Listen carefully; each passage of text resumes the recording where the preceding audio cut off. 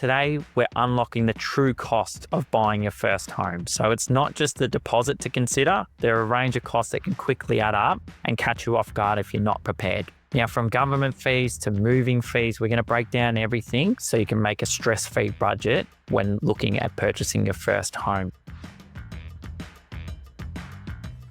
Hello, and welcome to First Home Unlocked, the podcast for unlocking clarity and confidence for first home buyers.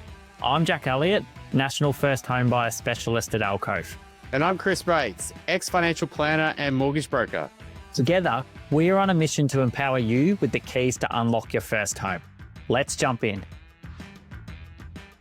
All right, welcome back to First Home Unlocked. So we're at episode 3, step 3 of the buying process. Now today, we're unlocking the true cost of buying your first home. So it's not just the deposit to consider. There are a range of costs that can quickly add up and catch you off guard if you're not prepared.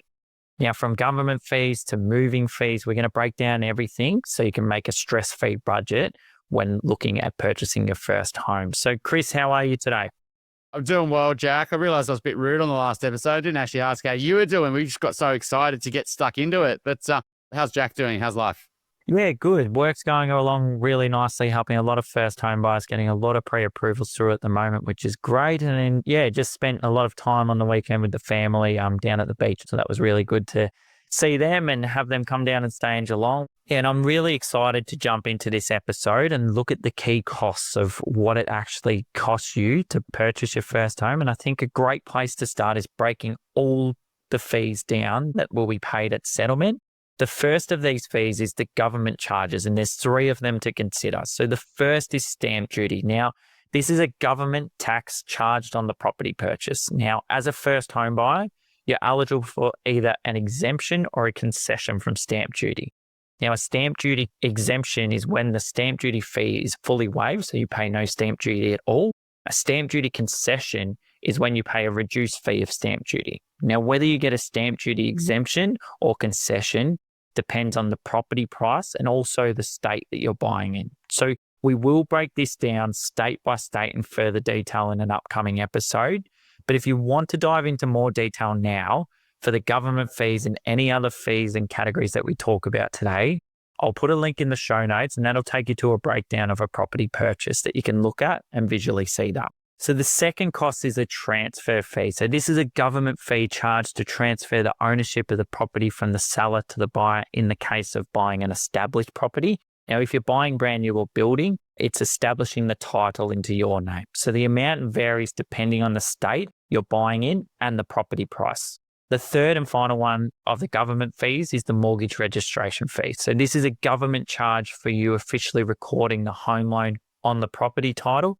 Now, the amount varies depending, again, on the state you're buying in and the property price, but it ranges between $130 to $230. So I think after going through these fees, it's valuable to break down a real example. So let's base it off a $900,000 property purchase in New South Wales. As a first home buyer in New South Wales, you're eligible for a stamp duty concession at this price, and you would pay $19,764 for stamp duty. Now, if you weren't a first home buyer buying this same property at $900,000, you're paying around $30,000 in stamp duty. So as you can see, as a first home buyer, you're already saving around $11,000 because of the concessional rate. Your transfer fee for this property purchase would be $171.70, and the mortgage registration fee would be the same, $171.70. So why this matters is that these are non-negotiable government costs. They're a part of every purchase that you make. Now, Chris, with stamp duty, I know there's a lot to consider. Do you think that first home buyers are getting caught off guard with the amount that stamp duty is when they're purchasing? Oh, look, stamp duty is a massive elephant in the room, to be honest. Cost of properties have been going up. The stamp duty limits and the points of where they sort of start and the percentages haven't. And so the amount people are paying, particularly for first home buyers, but also upgraders and investors, is enormous. I think it's around 20 to 25% of what the state government get each year is through stamp duty. It's a massive, massive amount of cash that buyers have to pay. The good news is that there's always a lot of desire to help first home buyers into the market and then help them build equity. Then one day they'll make some money off you through upgrading or investments that you purchase. And often there's concessions. Now, a lot of these concessions sometimes are if you buy established or new property. But often they also, if you just buy new property, there's one up in Queensland at the moment. So it's every state-based because it's a state-based tax. And that's the one that ideally you don't want to pay if you can. You've just got to be careful that you don't potentially just focus on trying to pay no stamp duty when you have other options on the table as well. Because, for example, in this situation, if you paid 20K stamp duty, but you got a much better asset, it wouldn't take long for that 20 grand to be recouped in growth over, say, the 5 or 10 years that you hold it, etc. So the government fees, the rent transfer fees, and mortgage registration fees, these small fees do add up, which some of the other fees that we're going to talk about. And often when first home buyers buy their first place, they feel pretty rich going into it. They've got some savings built up. That's their buffer. And they always, all of a sudden, basically have to give away all that money just to pay for the deposit and all the cost of purchase. And these small fees may at the start didn't feel like much, but at the end start to add up for them. So let's crack on with the second round of fees. Jack, what do you say? I think that's a good idea. And just to make mention as well, and really ground in that point about the stamp duty concessions and exemptions are great for first home buyers, but it's going to be based on your individual journey and what you're looking at purchasing. Now, what we advise is you're looking at the best quality asset that you can buy. Now, if that's a purchase price above where the stamp duty concession or exemption applies in your state, as you mentioned, that's going to be a better choice than trying to buy for a lesser value to make the most of them stamp duty exemptions or concessions. Now, you've talked about the next stage of fees. Now, these are going to be your legal and lender fees that's paid at settlement. So the first legal fee is the conveyancer fee. So a conveyancer, what are they? What do they do? People have probably heard about them, but have no idea what they actually do in the process. Now, a conveyancer are your legal representation, and they handle all the transferring of the property. They review your contracts when you've made offers and got accepted.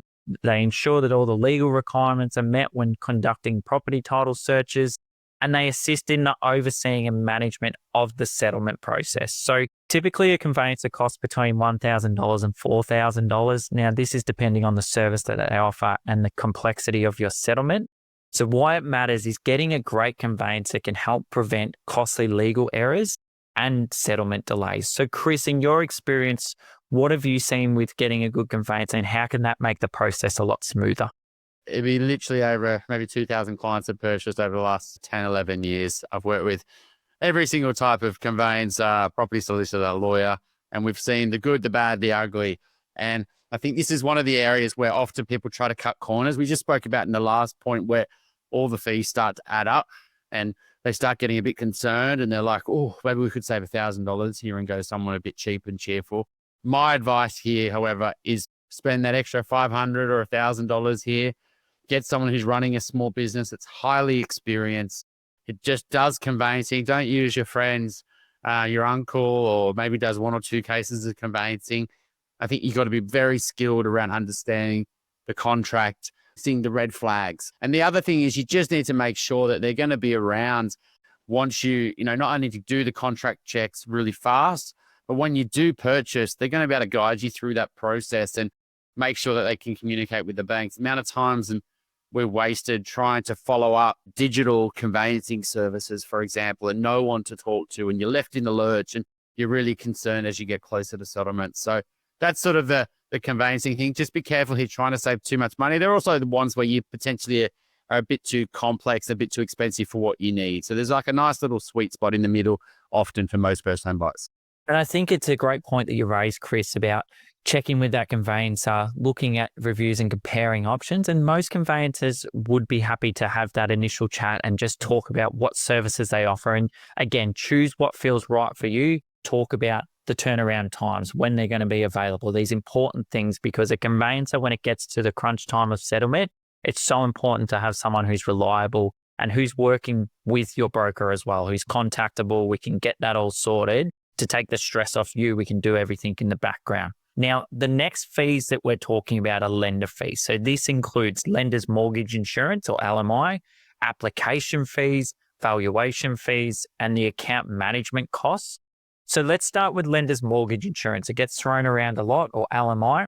So this is an insurance that lenders take out to insure itself against the risk of not receiving the outstanding loan balance. So if you purchase with less than a 20% deposit, That is then added on to your loan balance, the amount of LMI that you're charged. Now, the amount that you are charged, it varies and depends on the amount of money you've put down in a deposit, the value of the property, and the lender that you ideally choose at the end. So there are some ways that we can avoid paying lenders mortgage insurance when you have less than a 20% deposit. An example of this is LMI waivers for certain occupations that some bank policies have. So this is for people who, such as lawyers, accountants, doctors, etc. There's a whole list of LMI waivers that you can find online, and we will present that as well in a later episode. Also, as a first home buyer, there's different schemes available, like, for example, using the first home guarantee scheme. LMI is waived, and this is where you can buy with as little as a 5% deposit. And we will talk about the scheme in much further detail in an episode coming up. The application fee or valuation fee is usually between $100 and $500. And this is just to put it in an application and get to that bank or lender that you've chosen and to run a valuation on the property. Now, the ongoing fees are usually between $90 and $395 per year. And this is charged when you're using an offset account on a package loan, which for all our clients, we always recommend going a package loan, getting that offset account, because it can help. You can use that offset account really well to help save some time off paying back your mortgage and paying less interest. We will break down the best ways to use an offset account and break that in detail as well. Now, Chris, with them lender fees, have you seen situations where it's better to go for higher lender fees based on the bank that you're going towards? Look, I think a good way to think about bank products is, yes, there's an application fee, maybe $100 to $500 at different banks. Yes, there's package fees, $100 to $300 or $400 a year.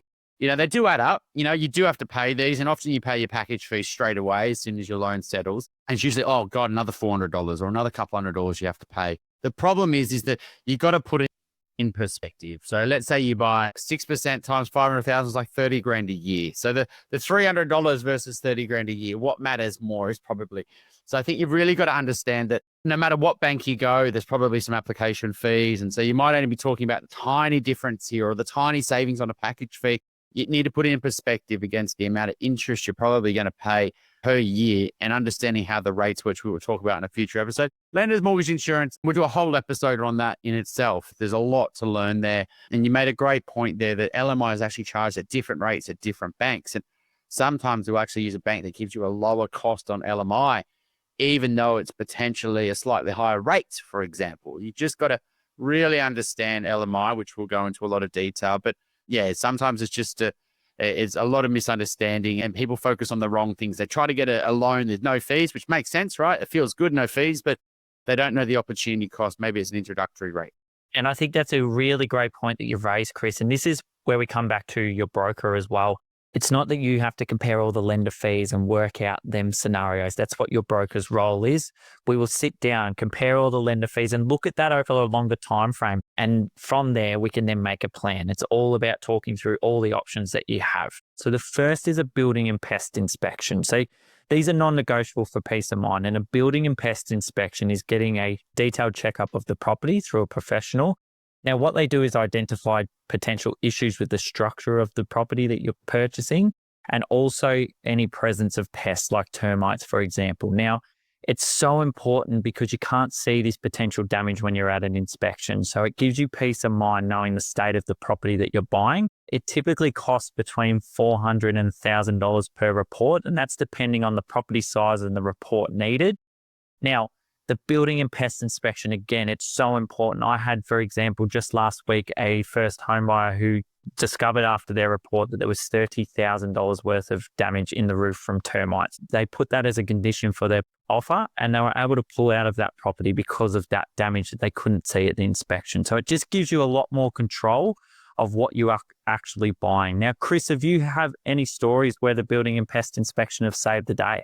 Look, I think this could be a movie marathon type experience here. I could talk for hours and hours and hours about where building and pests have saved clients. And even myself, there's been multiple times when I've purchased property, we're looking to buy property. We're really keen, wife and I are absolutely in love with something. And the building and pest report comes back, and I call the building and pest inspector, which is the one thing you really want to get from a building and pest, is that relationship with the person doing the report. And they're like, mate, don't buy this property. There is issues you cannot see. They've glossed it up, and there's issues in the roof. There's issues with the retaining wall. There's issues all over the property. The deck's not approved, blah, blah, blah. So absolutely, like you said, non-negotiable. It isn't, you don't have to do it. So it's not a legal requirement to do it. But if you're going to spend hundreds and hundreds of thousands, sometimes millions of dollars, are you sure you really don't want to pay $600 for someone just to check if it's a good asset or not? So yeah, that's probably my advice. And just be really, make sure you get someone who is at the top of their game as well and just doesn't do it as a side hustle. You really want to know someone who knows how to check it properly rather than just rushing in and just, checking around the edges. And I think that's important. Them two key points that you make, Chris. Get someone who's across it, doing the building and pest inspections all the time, local to that area as well. And also spending that small cost outside of your pocket can save you so much money, as we've shared. So the next cost that we're going to move on to is the moving expenses and setup costs. Now, these include hiring movers or renting a truck or van when you're moving into your property. Now, utility and internet setup, new furniture or household items. Now, this section is really individualized to each customer. Now, depending on how far you're moving or if you already have furniture. Now, are you shopping on Facebook Marketplace secondhand for furniture, or you're going out and buying brand new furniture? This is going to dictate how much you need to spend in this area. And our tips are get quotes early. So don't leave it to the last minute. Start comparing movers when you know you're moving into that property, and plan ahead with this furniture cost. What do we already have? What do we need to get? And make a big list so you avoid that last minute cost or having to get money from elsewhere to pay for these expenses, because they can add up quite quickly. And this leads us into that last point of the costs that come out of your pocket is budgeting for the unexpected. Now, we always recommend setting aside a buffer as a first home buyer. Having them cash buffers in place just helps you feel better when you move into the property. There's less stress in doing that. And some common surprises that can come up is urgent repairs when you move in. There might also be higher than expected utility bills.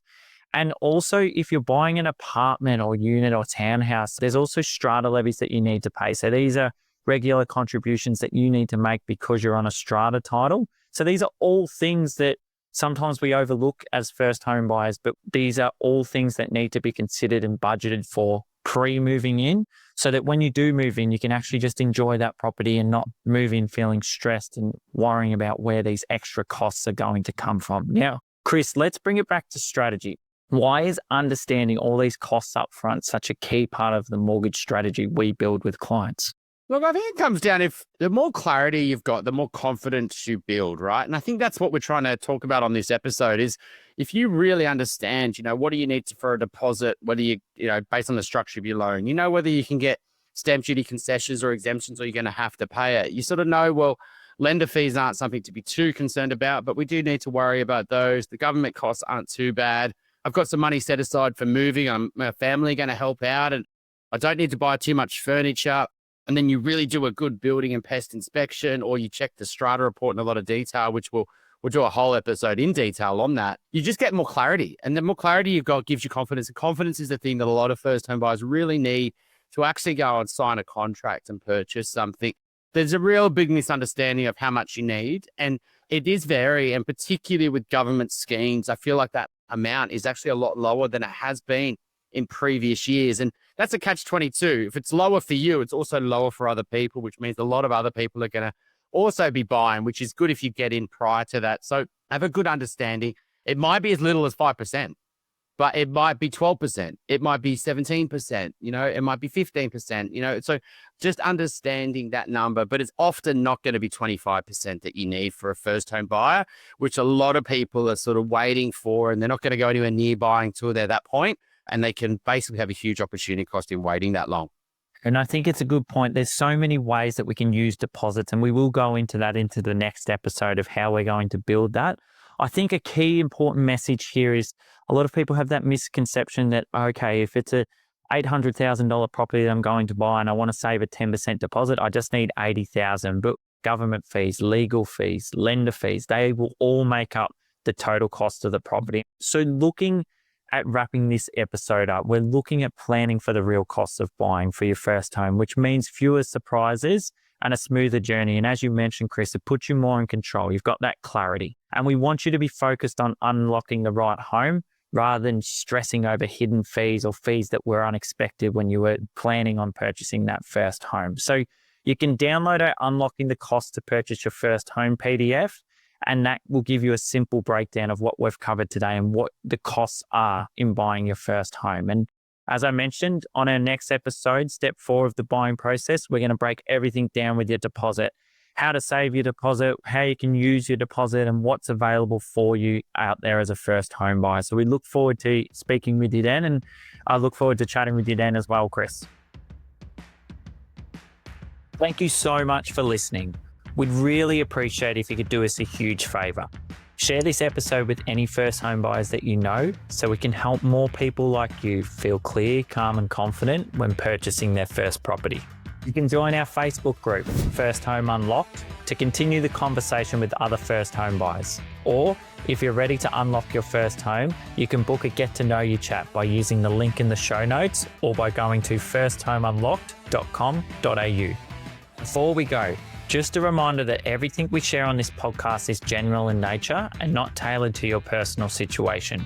We always recommend seeking advice from a qualified and experienced professional when making financial decisions.